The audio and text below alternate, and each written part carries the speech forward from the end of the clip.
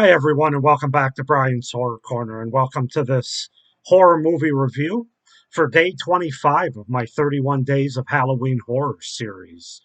So today we're going to take a look at a found footage movie that's very much in the vein of this time of the year, the Halloween season, the fall season, and that is the movie from 2015, Hell House LLC. So yeah, this is a second time watch for me for this review. I watched it about I don't know if it was quite a year ago, maybe earlier this year. I can't exactly remember, but I watched it.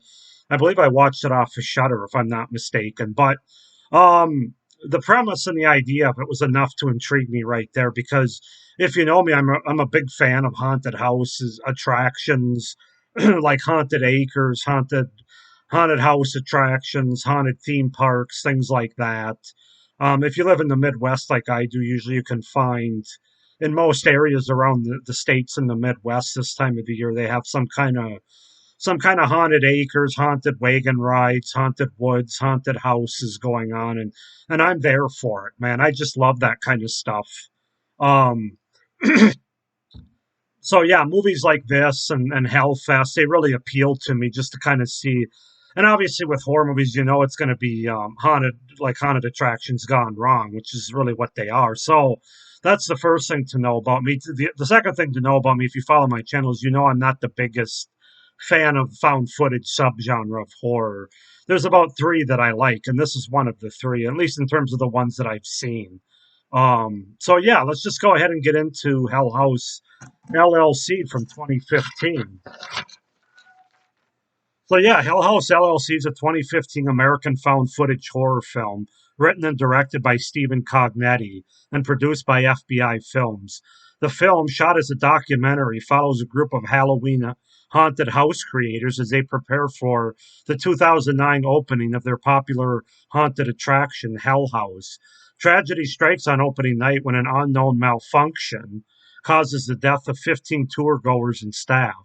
The film reveals the lead up to the tragedy and documenting what exactly went wrong that night, which has been a mystery to the public. The film was released on a number of video on demand platforms, including Amazon Video, Shutter, YouTube, Vudu, and iTunes on November 1st, 2016.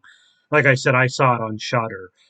So basically, the film's presented as a documentary investigating a tragic, unexplained accident in a haunted house. The titular company opened their last attraction in an abandoned hotel in the small town of Abaddon in Rockland County, New York. On its first night open, something happened which left 15 tour goers and all the staff member but one dead. Authorities have said only. Let me start over. Authorities have since only said that an unknown malfunction occurred that resulted in their deaths. The documentary crew, led by producer Diane Graves, interviewed people from familiar with the case, including a journalist who broke into the hotel a few years after the incident, taking photos which fanned rumors of something supernatural behind the tragedy. The crew manages to track down the sole survivor member of the Hell House staff, Sarah Havel, who provides them with footage shot in the lead up to the tragedy. So that's the setup and the premise for Hell House LLC. As far as the cast, you have obviously it's a pretty unknown cast at the time. That's what they do for found footage like this. Ryan Jennifer Jones is Sarah Havel. Danny Bellini as Alex Taylor. Gore Abrams as Paul O'Keefe. Jared Hacker's Tony Prescott. Adam Schneider as Andrew McNamara. Alice Balke as Diane Graves. Phil Hess as Joey. Lauren A. Kennedy as Melissa. And Jeb Krieger as Martin Cliver. So yeah, that's to set up the premise and the cast for Hell House LLC. I really enjoy this movie. When I saw it the first time, I was really blown away by it last year on Shudder. It definitely got the creep factor going for me, and it's also got, like I said at the beginning of this video, it's really got the Halloween vibes, this time of the year vibes going. Obviously, being about a haunted house that's created by these haunted house creators and for Halloween and that time of the year. So let's just go ahead and get into the things that I like about the movie, the pros. You got to start with the fact that the movie has a great setup to where it starts out with the main event or the tragedy that we kind of see, not all of it, but we see enough of it to know that it's chaotic and it's tragic. And then it goes back and shows you how we get there, basically, before they kind of show you it again towards the end of the movie, except they show you more, interspersing some interviews and actual found footage events as they're happening, of course, in the lead up, which I think makes for a very effective story and narrative that gets the viewer engaged in this movie right away. I just think that the way they did this, the setup for the narrative, and like I said, showing the tragedy and then going back and leading up to the tragedy before the end was a very effective way to get viewers engaged in this movie, and it really worked for me. The movie does a good job of not having cheap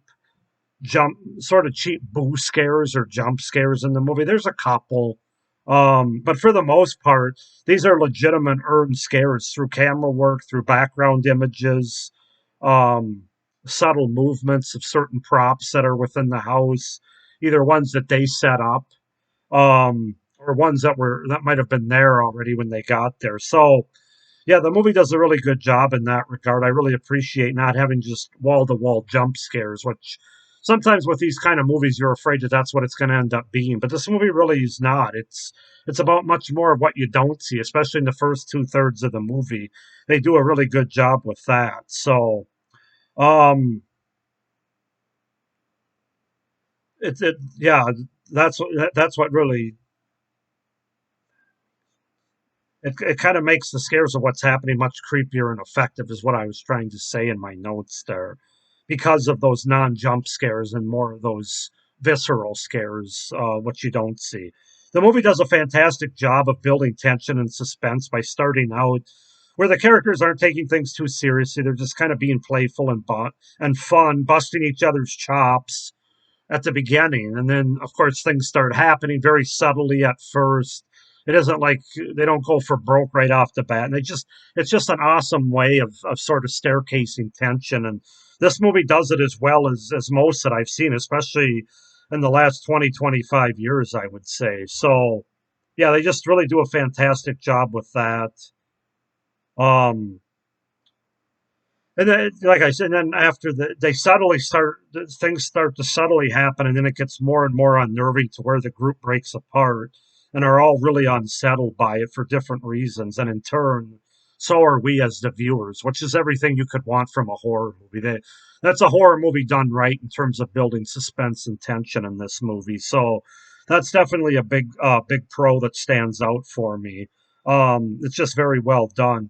Also, they had sort of a nice subplot with the mystery of why the CEO, who's Alex in this movie, was so determined to have this event at the Abaddon Hotel, and that those reveals of the mystery are kind of, or I should say that part of the mystery is revealed more in the sequels.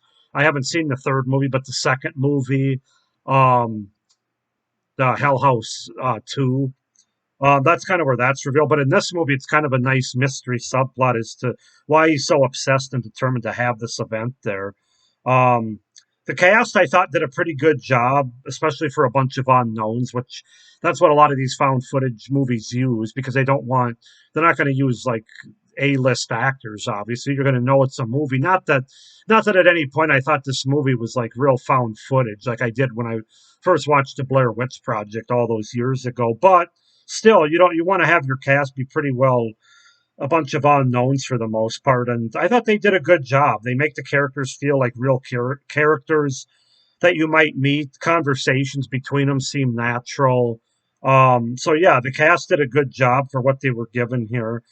I really love the look and the design of this haunted house. As I said, I'm a big fan of haunted houses and different rooms and staircases and attics and basements and all those things. That just does it for me. And then, as I said at the beginning, especially then when you do it as an attraction, you, you got me.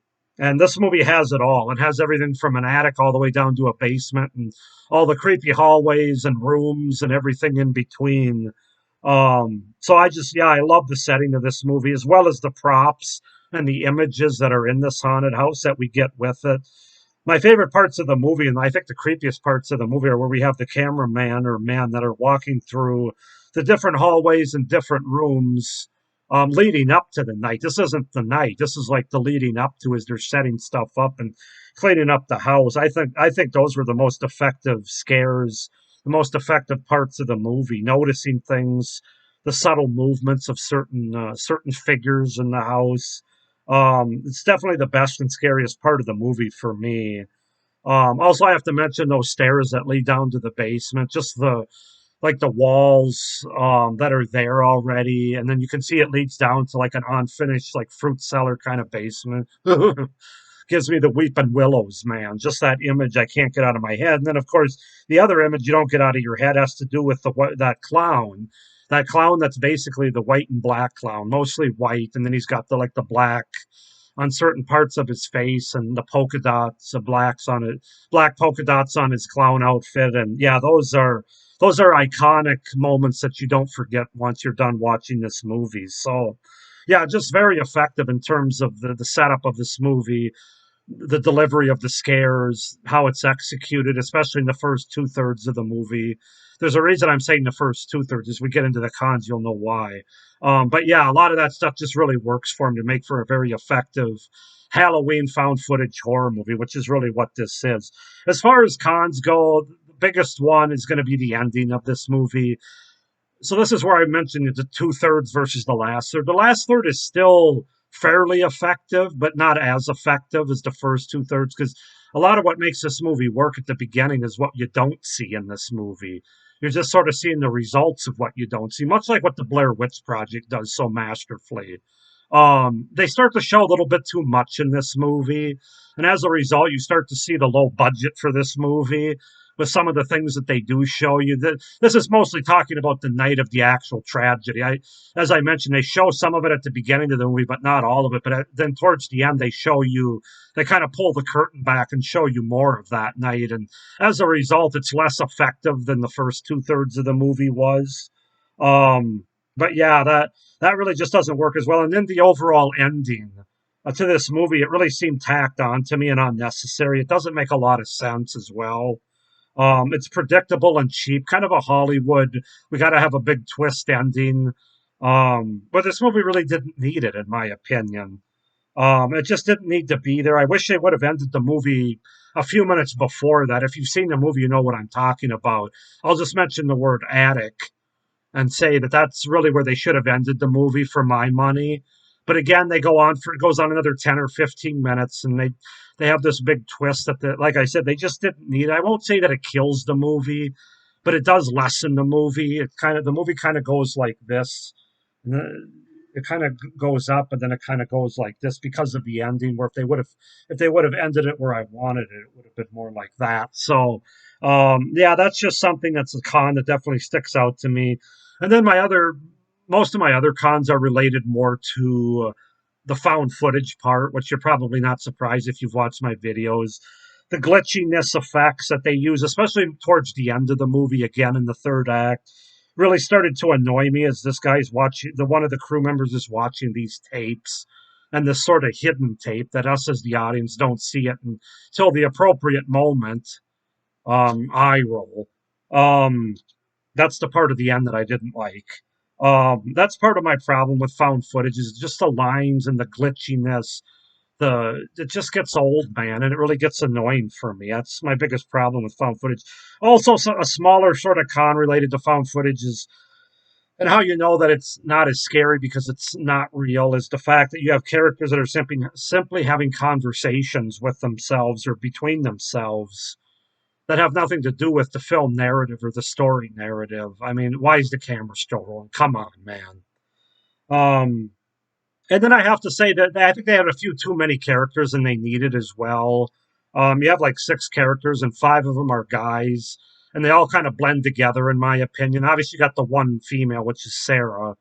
She's kind of easy to keep track of course. But like the five guys, I know they have different names and different personalities, but when you have a found footage movie and the camera only shows them every once in a while, it's hard to keep track of them, and they all kind of blend in after a while to me, which that definitely loses something. That's part of the found footage thing as well. But yeah, and then as I mentioned earlier with my ending, just the fact that they start showing more, and by showing more, they actually are less effective. By showing more, they're showing less to make it an effective, scary movie. Is what I'm trying to say, and you see the lower production values and things of that nature. So that's all I've got, guys. Overall, this is a really fantastic movie, especially for this time of the year. I'm going to give it an 8 out of 10. It would be closer to a 10 out of 10, probably a 9.5 out of 10 if it wasn't for the last 20 minutes or so of the movie, the last third of the movie. But for what it is, those first two thirds are really effective, very creepy.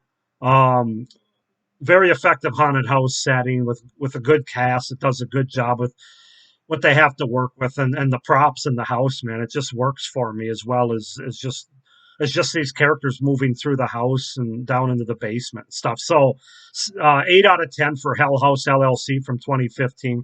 Go ahead and comment down below if you guys have seen this movie, what you think of it. Do you like it more than I do, less than I do? Why or why not? Down in the comments.